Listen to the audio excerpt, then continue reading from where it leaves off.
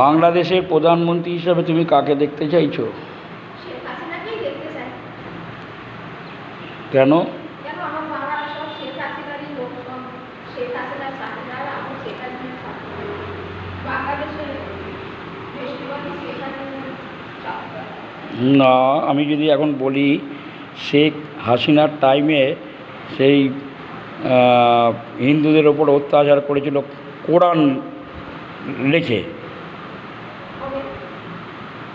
দুর সেটা করেছিল। হ্যাঁ, সেখানে সেখানে শেখ হাসিনার সাপোর্ট। সেখানে তো এখানে করছে, সেটা বলে না, এখানেও তো হচ্ছে। এখানে আমাদের এইখানে করছে ঠিকই। এখানেও তো করছে। না, এইখানে এখানে করেছে, এখানেও করেছে। এখানে তো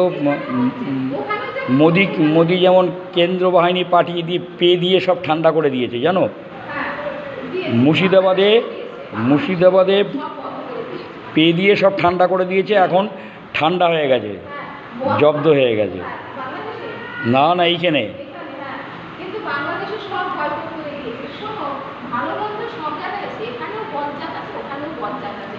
এরা কোনো ধর্ম মানে না, না ইসলাম না হিন্দু, ইসলামকে ছোট করছে। কালকেই তো আমি এতে দেখছিলাম নেটে, এক মুসলিম চাচা বলছিল যে হিন্দু ধর্ম সবচেয়ে শ্রেষ্ঠ ধর্ম, ওই ধর্মর আগে সৃষ্টি হয়েছে।